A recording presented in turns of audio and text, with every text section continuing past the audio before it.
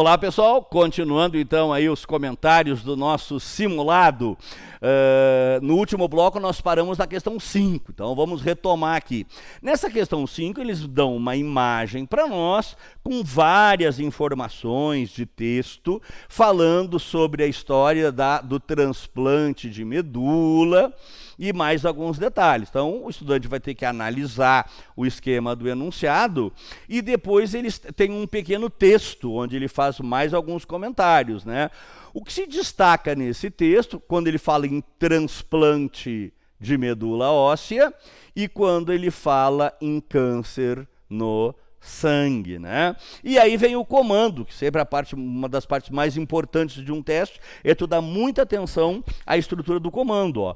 De acordo com o texto e com o infográfico, a coleta de células do cordão umbilical, que eles estão dizendo o seguinte: utilizar essas células do cordão umbilical como células tronco, especialmente ligadas às questões de medula óssea e câncer no sangue. Se tu olhar bem a alternativa D, é a única que faz sentido, né? Ou seja, essa técnica, ela pode ser utilizada para o tratamento da leucemia, ó. Quando ele fala em câncer de sangue aqui no texto do enunciado, evidentemente, eles estão se referindo à questão da leucemia, que tem muito a ver com a questão da nossa medula óssea, né? Porque é a partir da medula óssea que são feitas vários tipos de células sanguíneas, né? Beleza, gurizada? Então, câncer de sangue, leucemia, essa técnica de células tronco a partir das células embrionárias.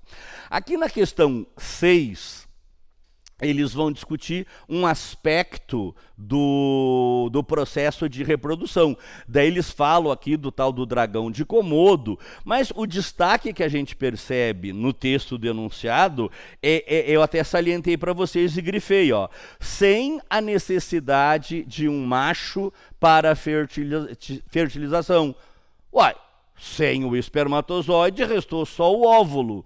Então, existe um processo reprodutivo onde não há a participação do macho, que é a tal da partenogênese. Eu até coloquei uma observação aqui para tu dar uma pausada no vídeo aí e deixar mais legal ainda o teu mapa mental, hein? Então, para aí, anota direitinho para lembrar. O que é mesmo partenogênese, né? Então, a partenogênese é o desenvolvimento de um embrião a partir de um óvulo não fertilizado. A fêmea ovula, a fêmea libera o óvulo, só que não vem o espermatozoide. O óvulo se desenvolve num organismo adulto. Então, esse caso clássico, as abelhas usam esse processo, é a chamada partenogênese. Bacana? Na questão 7, eles apresentam um texto longo falando sobre a teoria evolutiva, falando sobre a evolução das espécies, citando Darwin, mas o destaque a gente vê aqui, ó, quando ele fala em árvore da vida, né? E eles colocam um pequeno desenho, que no fundo é um rabisco, do próprio Charles Darwin, né? Que é o pai aí da teoria da evolução das espécies, né?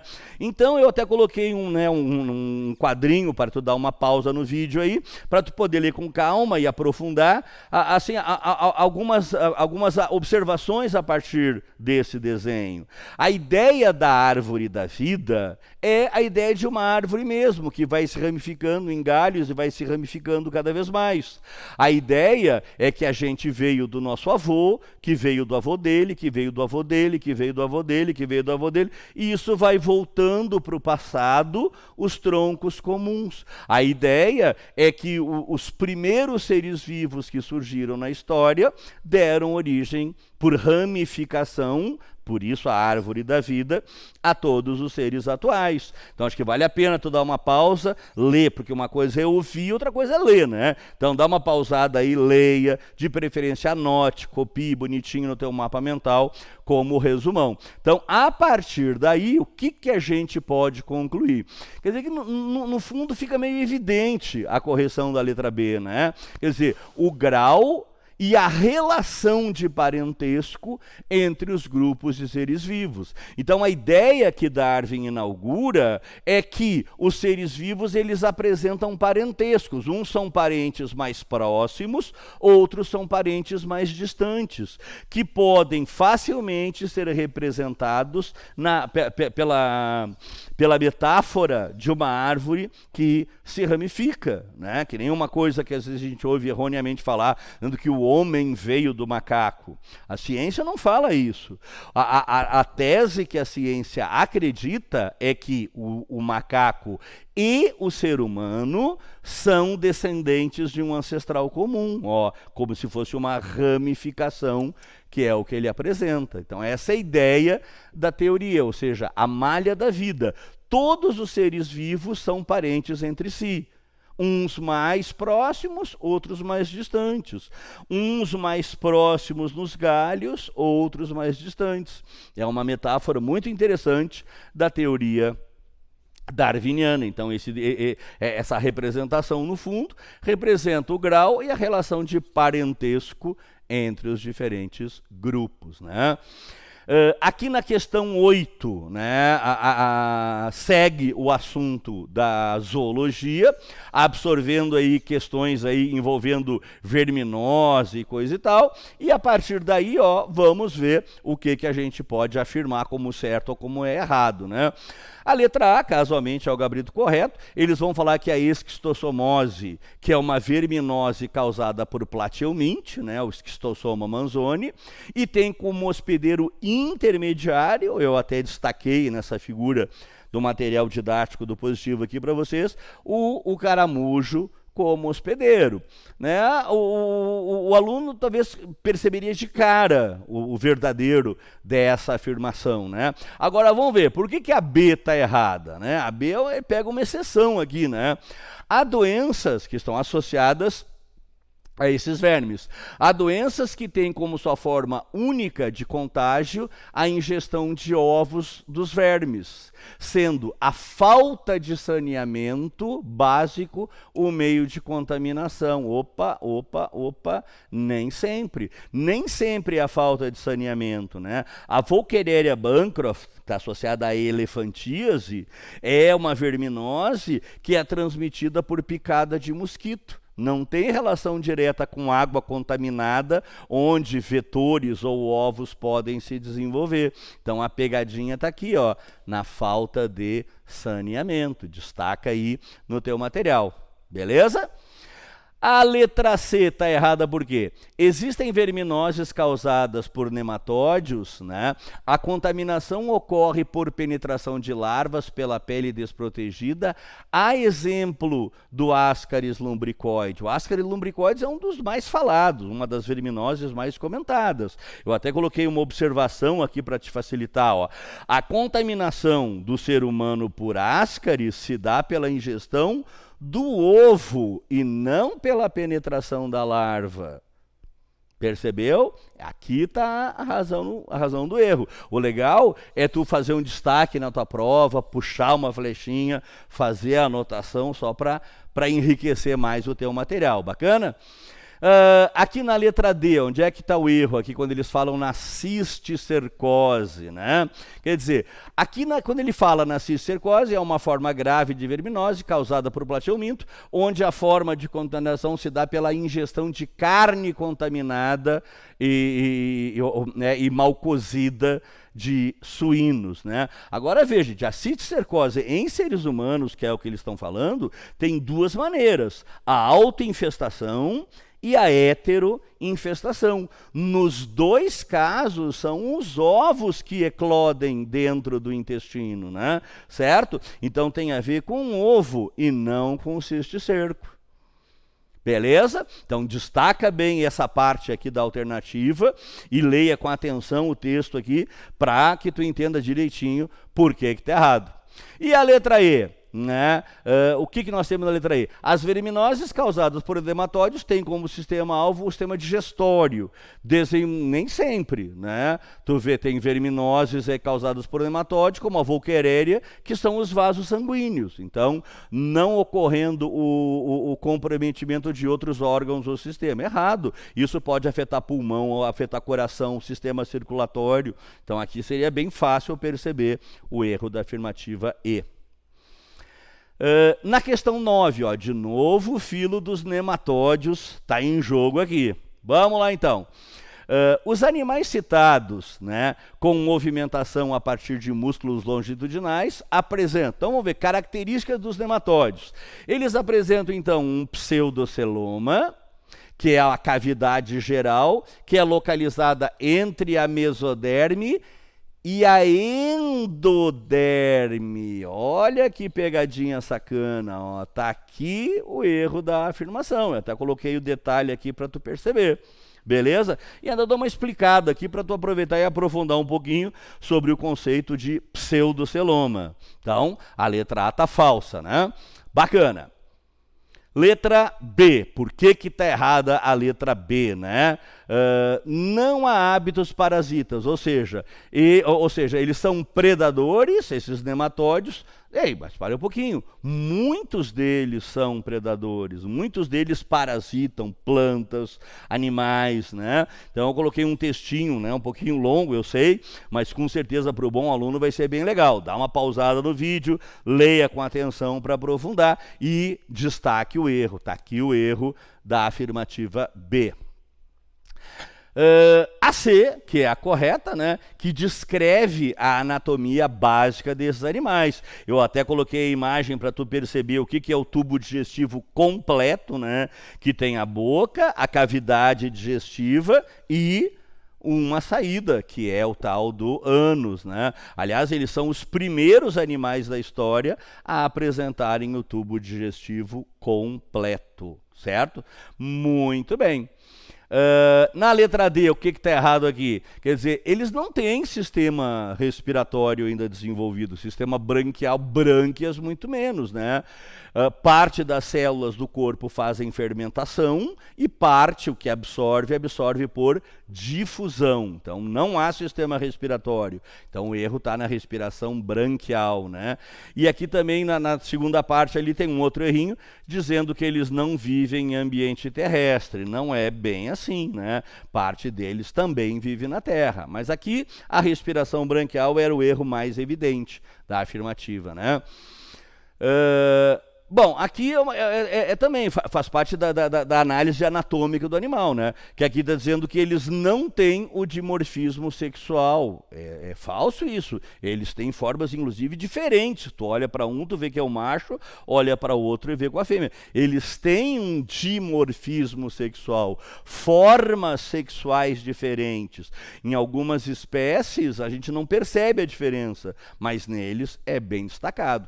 Então, destaca aí no teu material o erro da alternativa E, tá lá ali no dimorfismo sexual.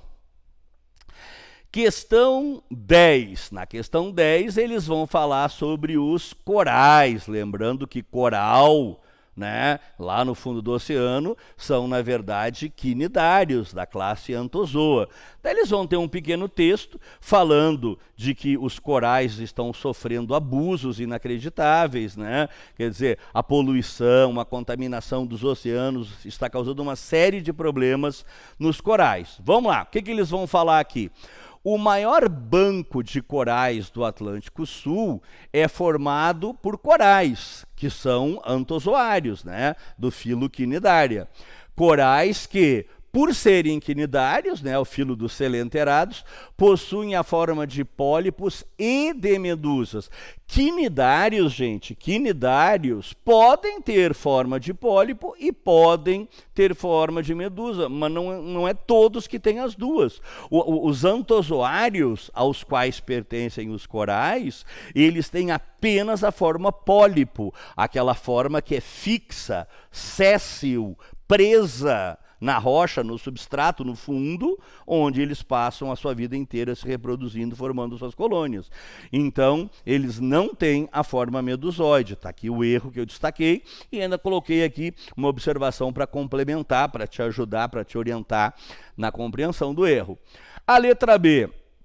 Está errado aqui, ó. Eles estão dizendo que os corais não têm estágio larval. Errado, eles têm um estágio larval. Essa larva vai ser transportada pela água até que encontre o substrato, formando uma nova colônia de corais. Então, destaca no teu material sem estágio larval, né? Quer dizer, os quinidários, eles têm esse estágio larval e os corais antozoários também têm seu estágio larval. Na letra C, o que nós temos aqui? Que os corais são animais sésseis. Séssil quer dizer fixo, né? O contrário de séssil é vágil. Anota aí, hein? Vágil. Vágil é móvel, séssil é fixo. Então, os corais que são animais fixos, sésseis, apresentam apenas reprodução assexuada. Não. Eles têm também processos sexuados. Então, aquele apenas lá, aliás, em biologia, né, quando tu lê nunca, sempre, todos, jamais, né, fica desconfiado, né? Porque biologia é cheia de exceções, cuidado, hein? Então aqui nós temos a pegadinha aí do item C. Então não se esqueça sempre de anotar no teu material porque que está errado. A letra D, que é o gabarito correto, né? Os corais que possuem um sistema digestivo incompleto, lembra, coral é quinidário, é um grupo muito primitivo, é o segundo grupo animal que se desenvolve. Eles têm uma boca, têm uma cavidade digestória, mas não tem o fiofó, não tem a saída, então é tubo digestivo incompleto, possuindo apenas uma abertura por onde o material acaba entrando, né? A letra E. É importante destacar sempre o erro, né? Aqui o próprio enunciado, né, mostra que não é bem assim. Quer dizer, a atividade antrópica, ó, talvez esse termo, essa expressão, tu não esteja acostumado. Ó. A atividade antrópica é a atividade humana. Então, a atividade antrópica, a atividade humana, né, como o próprio o texto do enunciado desse teste destaca, causa uma série de problemas, né? Mudanças climáticas, a poluição química do oceano, o excesso de plástico, a exploração dos corais para produzir carbonato de cálcio, né? Carbonato de cálcio se usa muito para fazer pasta dental também, né? Então vocês vejam que, sem dúvida, a atividade antrópica causa um grande impacto, e aqui sofre um pouco impacto, não é o que enunciado fala. Beleza? Muito bem. Nessa questão 11, ainda na área da zoologia, eles vão falar sobre a questão da nomenclatura. Existe uma série de regras para a nomenclatura científica das espécies, né? Então, a partir daí, eles vão falar das divisões, né, que Linneu fez a partir dos reinos e assim por diante. Então, vamos ver o que tá certo, o que está errado aí. A letra A ela é falsa. Por quê? O sistema binominal, o sistema de dois nomes aí, criado por Linneu, adota o reino como unidade básica. Nina, não. A unidade básica é a espécie e não o reino. Então, tá errado.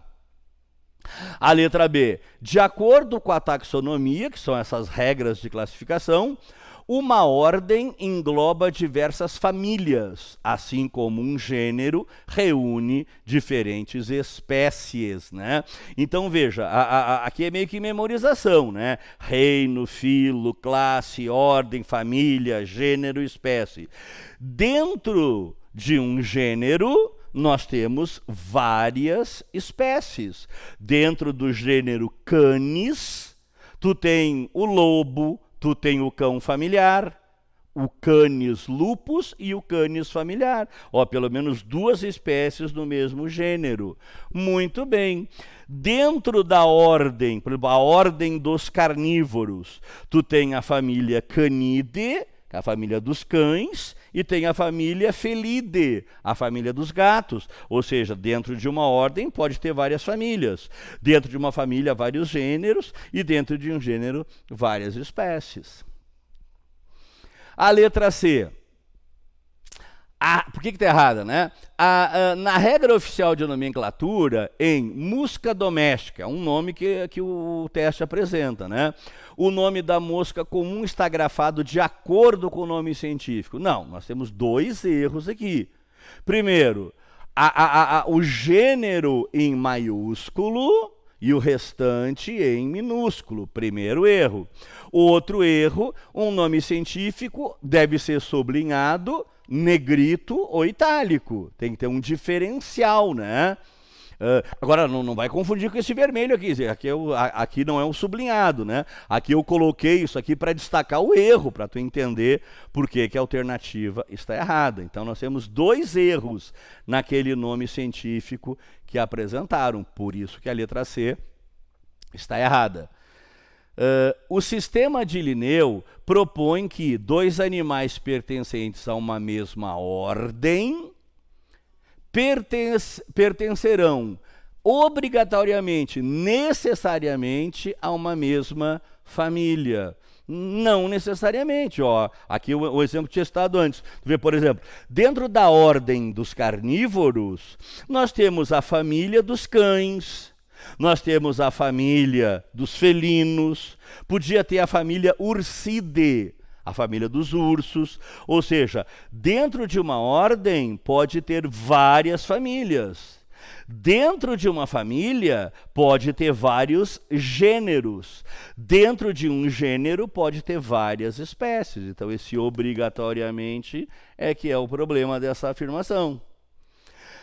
A letra E, por que está errada aí? É que a nomenclatura ela tem regras muito claras, né? Então, não se discute muito essas regras, né? Os nomes científicos, eles devem ser escritos na forma latina, da língua do latim.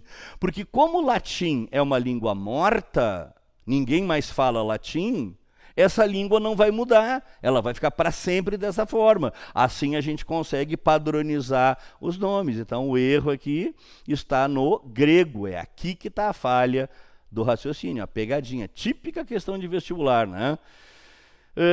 Na questão 12 aqui, eles vão falar sobre um outro grupo animal, aí, o grupo do Ancylostoma, né? Aí vem lá, nós temos o Necator americanus, o Ancylostoma duodenalis, e nós temos também o tal do bicho geográfico, uma doença relativamente comum em certas regiões aí do nosso país. Então, eles vão ter um texto descrevendo os problemas associados a isso, eles mostrando que cães e gatos, as fezes deles, vão acabar liberando os ovos que vão formar larvas na terra, que vão contaminar. Essa é a ideia fundamental. Então, eles vão falar que a doença provocada por aquele tipo de ancilóstoma, né, vai ter quais características? Então, vamos lá. É causada pelo bicho geográfico. Tudo bem até aqui. Que é diblástico e acelomado. Opa.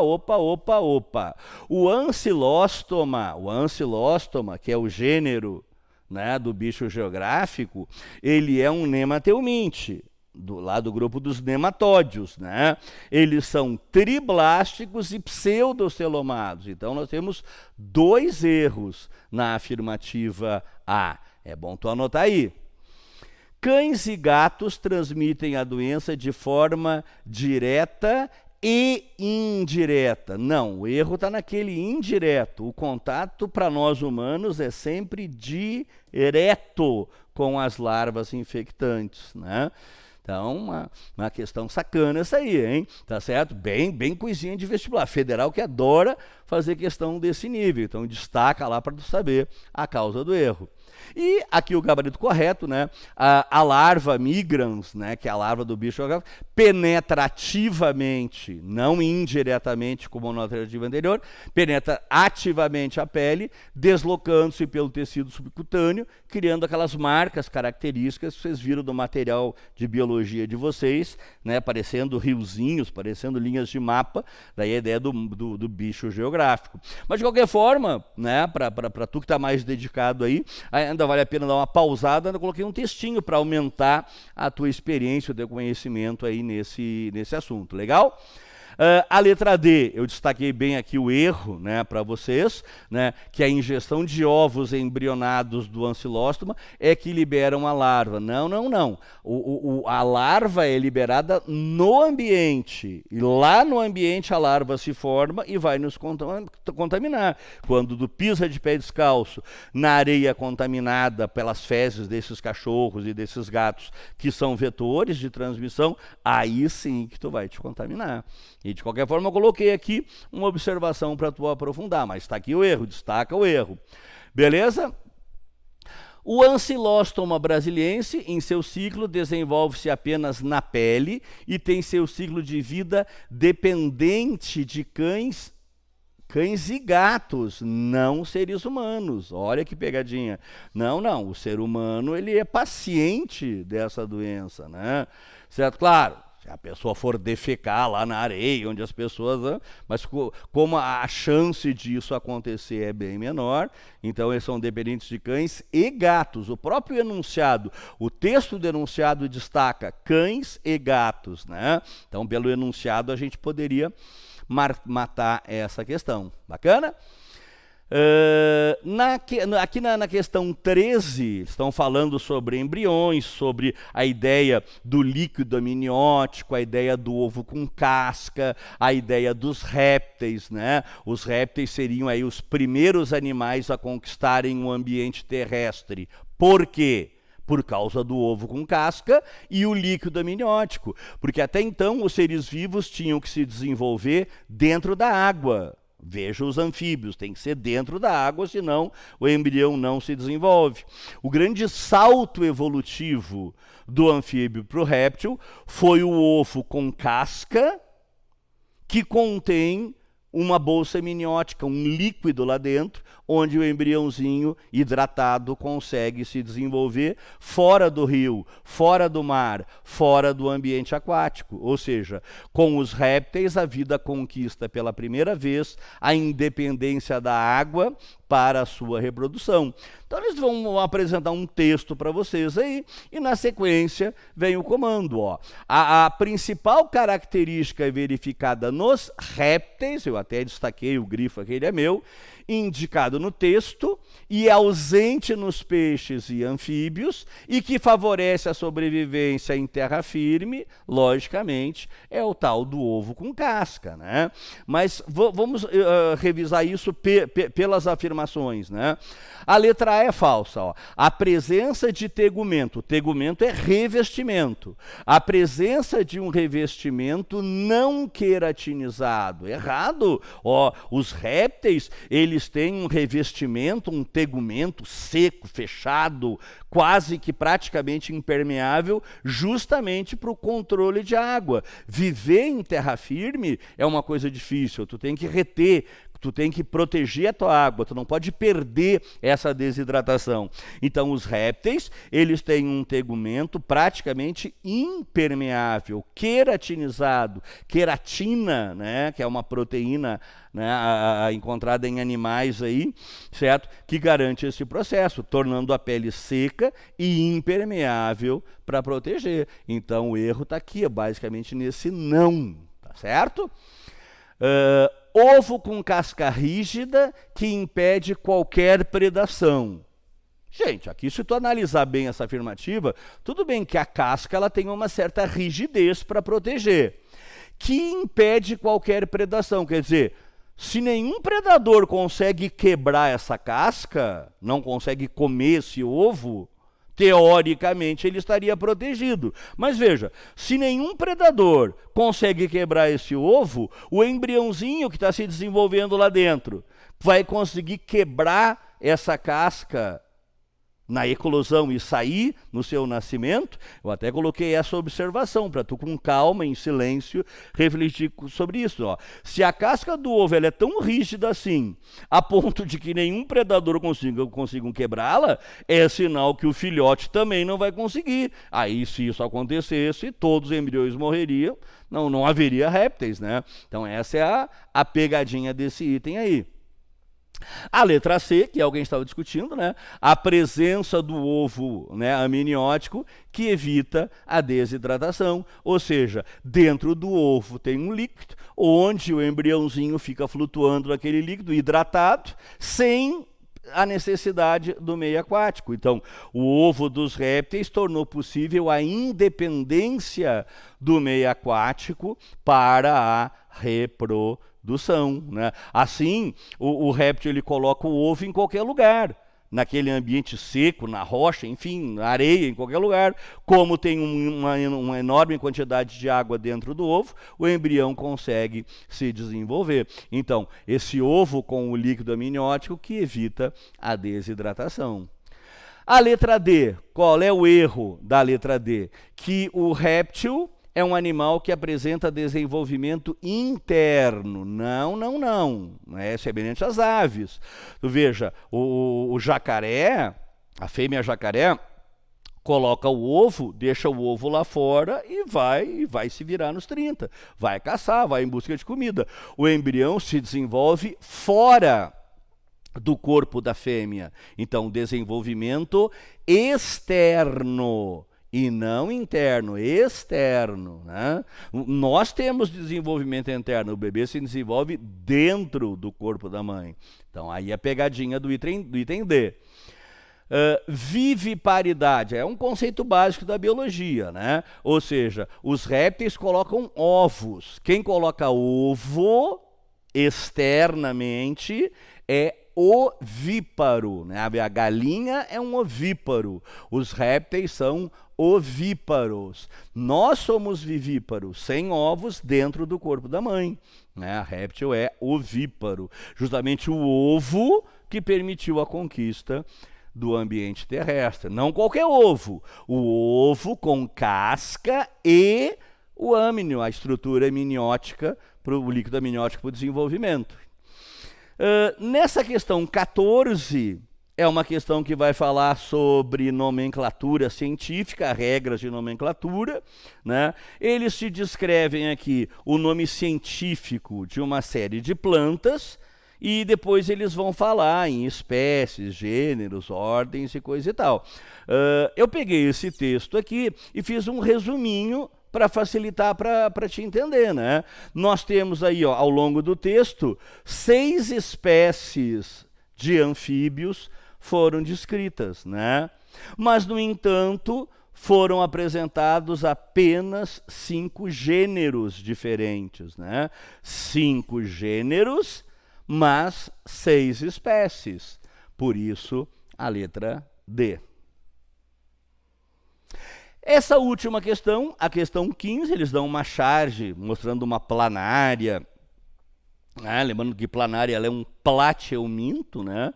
É um verme aí. E o que eles vão perguntar? De acordo com a conversa dessas planárias, pode-se inferir que esses animais... Então, um pergunta, você está grávida? Sim. É menino ou menina? Sim, porque ela não sabe, né? Quer dizer, porque é feito a partir dela.